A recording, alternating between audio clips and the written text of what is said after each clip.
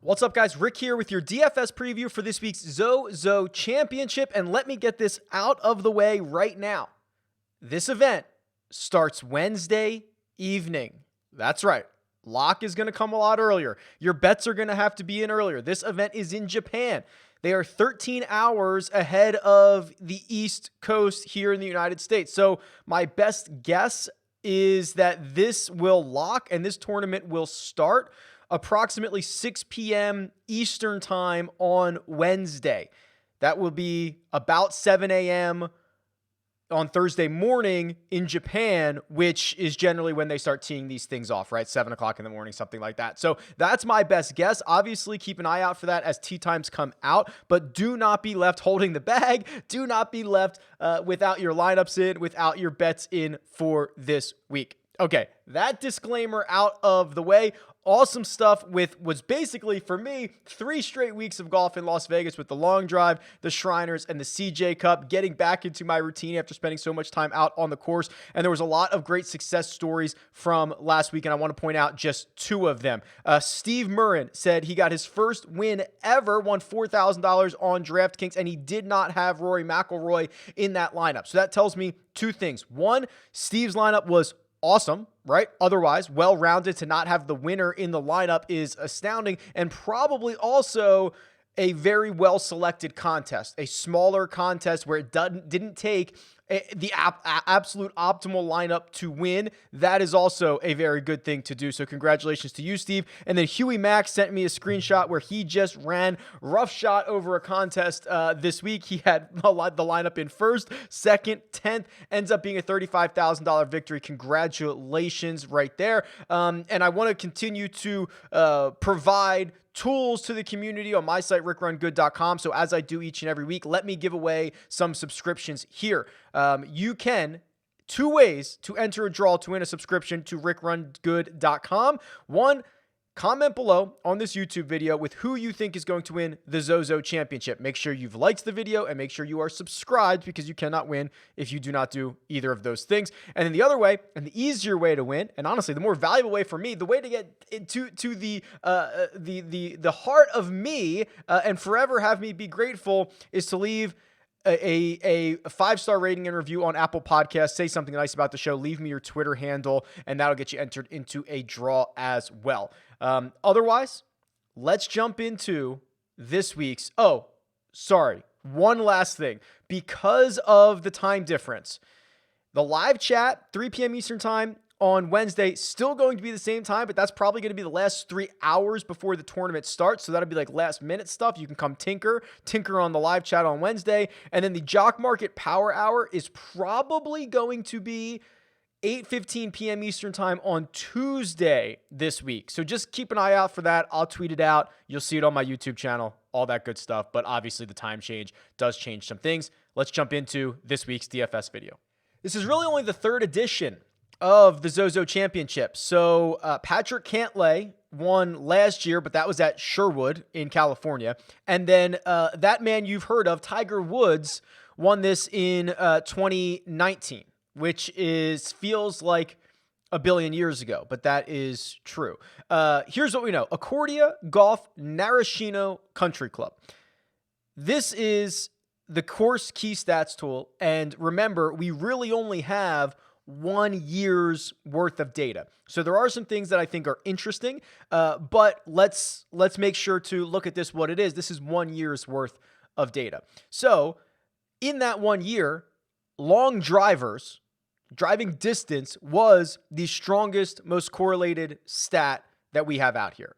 Only 4 other courses rank higher than this golf course in terms of correlation from driving distance. Now, if you remember, lots of trees out here. These are tree-lined fairways, basically every single fairway. It's not necessarily tree-lined fairways, but it's like fairway, maybe like 10 yards of rough, and then a bunch of trees, right? So if you are A little bit wild, that's okay. You missed the fairway by a little bit, that's okay. You missed it by a little bit more than that, not okay, especially for some of these angles. And remember, what is common in Japan is 2 greens on every single hole. So traditionally, 1 green is a summer green, 1 green is a winter green, and basically different strains of grass because of the kind of extreme weather that they get. Depending on the time of year, they play 2 different types of greens.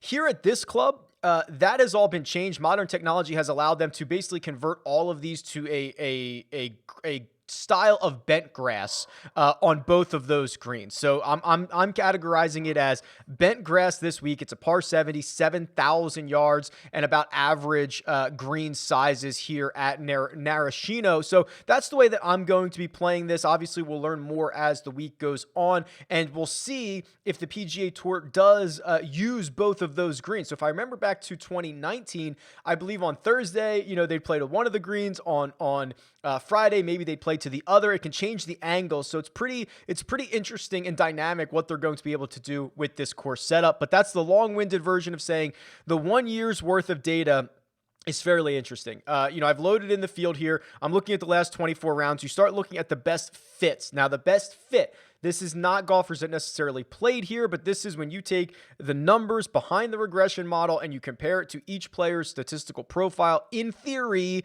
which golfer gets the biggest boost by playing at this course over an average course? Alex Noren, believe it or not, along with Johnny Vegas. Johnny Vegas, longer off the tee than most of the guys in the field. That's where a lot of his advantage is coming from. KH Lee is up there. Jimmy Walker just withdrew like 2 minutes ago, so I'll remove him from the tools here. But it is interesting to see how this kind of shapes up with some of the more expensive guys checking in inside the top 10, like Will Zalatoris and Colin Morikawa and Hideki Matsuyama down about 15th or 16th on this list.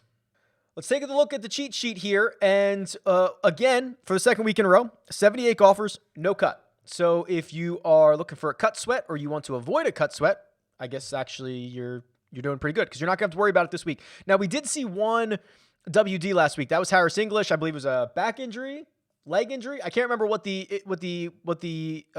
designation was, but he did withdraw on Sunday morning, I believe. So keep that in mind. That's the only way, that along with the disqualification, that you don't get 4 guaranteed rounds. We can play the whole, is it good or bad for these guys to make the trip from the CJ Cup? They're going to have to deal with the travel and the 13 hours. I generally am not all that worried about it.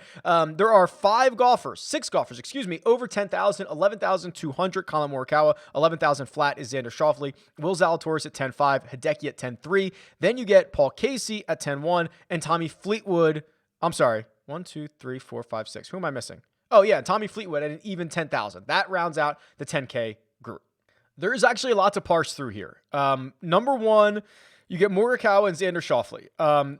Let's look at Cantlay. Oh my gosh, what a start run. Colin is what I was going to say. Colin Morikawa. Let's take a look at him because I think what we're going to see is something really interesting, right? He's always the best player on the planet with his irons and his wedges, and it only comes down to the putter.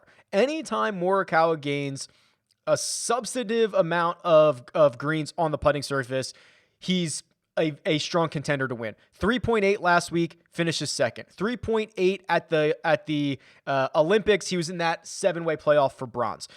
We don't have the official metric from the Open Championship, but he made every single putt, won that. 5.3 at the Memorial, finishes second. 3.9 at the Workday, wins there. So, I mean, if he is, and those are basically the only times he has gained with his putter in the last year. So when he gains with the putter, he wins or comes very close to it. I do think that there will be a little bit. So some of these the information is so interesting because when you have 2 greens in Japan, they are generally both smaller than average, right? So you'd think that guys like Hideki and Morikawa, who are dart throwers, would have a bit of an edge here, which kind of leans me to Morikawa over Xander Schauffele. And we'll talk a lot about Xander in the betting preview because that is, to me, one of the more fascinating things that we're going to see. I want to look at Will Zalatoris real quick because he is going to be, coming off the miscut at the Shriners. Then he didn't play the CJ Cup. I want to see what his Shriners numbers were Yeah, this is fine. You know, he was a positive, small positive off the tee, small positive on approach, lost 2.5 strokes with the putter. That's not completely abnormal for him, although he had been putting much better recently. I think Zalatoris, again, a very good approach player, could make some noise at this event. Hideki Matsuyama is going to get the absolute hero's welcome around here, and deservedly so. Finished second here in 2020. Oh, sorry. I probably quoted you the years wrong. I was quoting you seasons earlier. So it would have been the 2019 year, 2020 season that Tiger won. Hideki finished second. So if you're confused by that, that's what's going on here. And then the bottom two, you know, Paul Casey, who, again, I need to look at what he did last week because I've been pretty down on Paul Casey. Finished 25th at the, CJ Cup, lost strokes off the tee, even on approach, gained 4.6 with the putter. This is not the blueprint. It's not the blueprint for Paul Casey. I'll continue to be late on Paul Casey. And then the other one was Tommy Fleetwood, who we might have to actually look round by round for Tommy, because I think he had one really good round here. Yeah, let me go to the Holy Grail. Let me go by round and let me find old Tommy lad here. Yes, so this is the round. Third round at the CJ Cup. He gains 4.5 strokes on the field. 2 of them are ball striking. That right there. So if you can see, I'll highlight on the screen. That's the round. Whoops. Sorry, Tommy. What happened here? Let's try this again. This is the round right here. That would be vintage Tommy.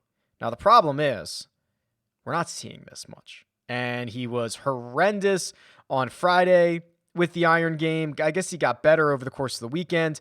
I would be much more willing to roster, I think, Tommy than I would Paul Casey. I'm not super stoked to roster either of them. So I kind of shake it out like this. Morikawa 1, all things considered, price, all that stuff. Morikawa 1, Zalatoris 2. Figure it out from there. Xander's fine, but he's just priced in a way. You know, it's kind of funny, and I'll talk about this on the preview on Tuesday. He hasn't really won, right? His last official PGA Tour win was the 2019 Tournament of Champions. It's almost 3 years since then. I know he won the gold medal. I get that. I know that he won the Shadow Leaderboard at the Tour Championship, but that's kind of something different too. It's just kind of been weird. And Morikawa has just been hoisting trophies left and right. So that's probably the way I shake this out. The 9K range are a lot of golfers that are never this price that we're going to have to figure out. There is a steep drop off from the 10K range to the 9K range in terms of field talent here. There's a couple of interesting things to note. Ricky Fowler. Ricky Fowler is, I actually think, playable this week. You know, we were early on Ricky at the Shriners. He missed the cut, but he played better on Friday en route to that missed cut. Then he played great at the CJ Cup, in which he led the field in strokes gained tee to green. It was Ricky Fowler, not Rory McIlroy, who led the field off the tee. I think Ricky gains a ton of confidence from the week that he just had in Vegas. And honestly, the 2 weeks he had in Vegas, because 5 of his 6 rounds were pretty darn good. And he still lost strokes with the putter. And he's been better with the putter recently. That's his DNA.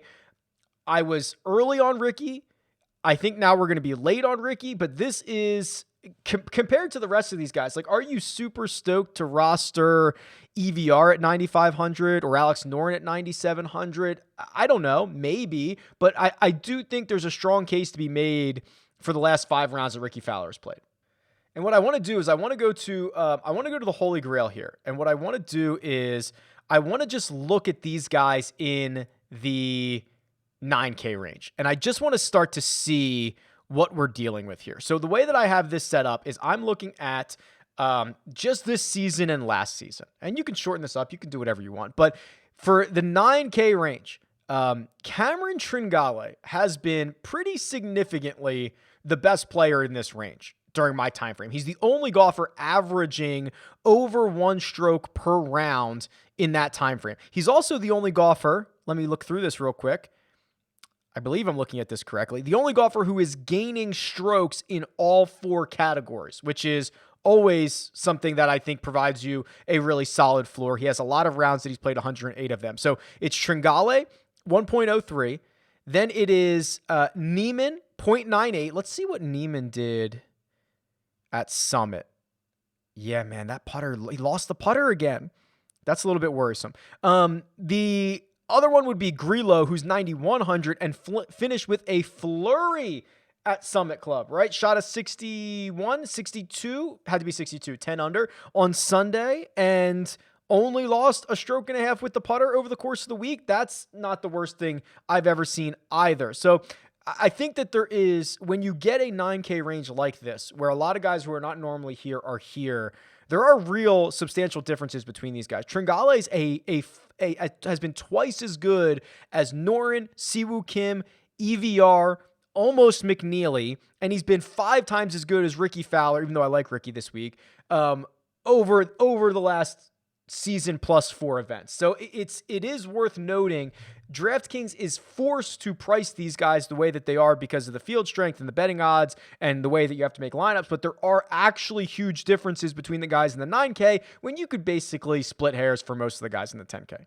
The other thing that I want to do here, and if you have not signed up for RickRunGood.com yet, you should. I love it. It's everything you see me do is from my site. I build it for me to make the research process easier, and I hope that translates to you. Also, exciting things coming. I don't want to commit to too much, but exciting things coming. What I also want to do is this, because this ended up being very, very valuable last week. So I'm just going to open this up, everybody in the field, in no-cut events since the start of 2010. If you remember, who was number 1 in this last week? Yeah, Rory McIlroy was, right? Rory popped up in a lot of these different models, the way you end up shaking it out. So here's what we've got. Will Zalatoris only has 8 rounds. Sepp Straka only has 4 rounds. They're 1 and 2. Xander, we know, 120 rounds. He's number 3. Sebastian Munoz gaining over a stroke per round in 40 no-cut rounds. Interesting. Very interesting. Who else do we have here? Lanto Griffin, 32 rounds, nearly 0.94, nearly a full stroke per round in the positive for Lanto Griffin. The EVR had another good week last week, right? These are guys that are going to fly under the radar, are going to score you fantasy points, and maybe they're not going to win, but they're going to be part of that optimal lineup.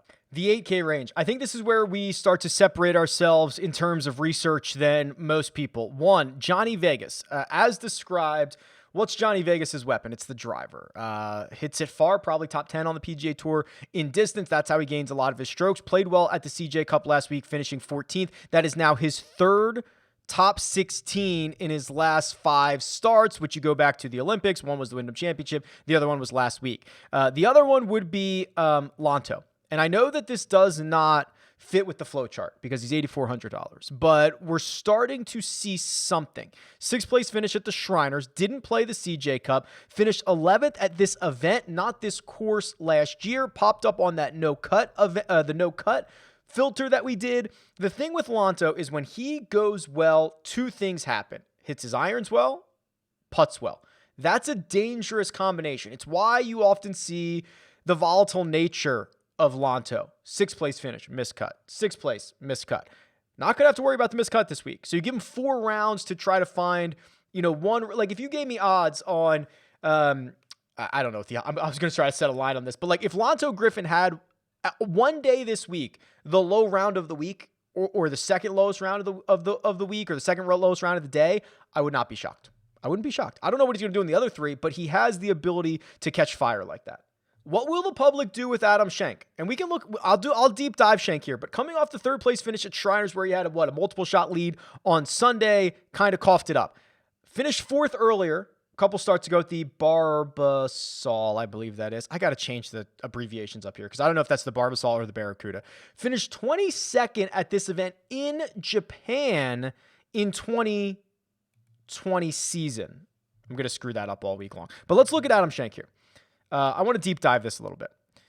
Let's see what we got. By far, bent grass is his best putting surface. By far. Okay. Obviously, playing well. 3 straight events in which he has gained strokes on approach. 1, 2, 3, 4, 5, 6, 7, 8 of 9. He's gained strokes with the putter.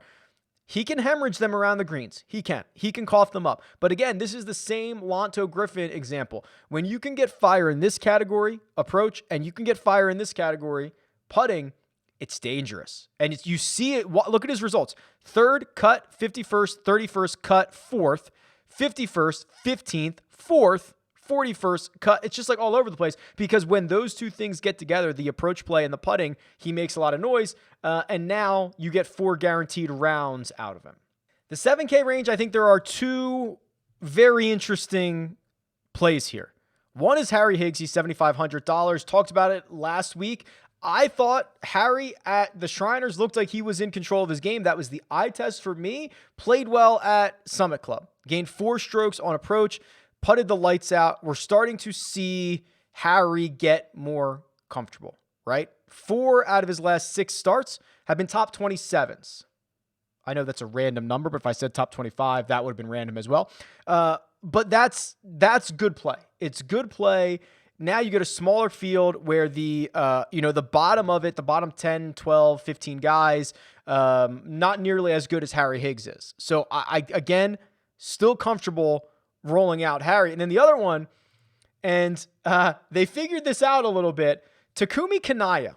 He's $7,200. And for someone who plays primarily on the Japanese tour, someone who's not going to have a lot of PGA Tour stats, I think a lot of people are going to look at $7,200 and say, whoa, he's grossly mispriced. Why is he not down here with the other, the Japanese exemptions, $6,000, $6,100? Well, let me tell you a little thing about Takumi Kanaya.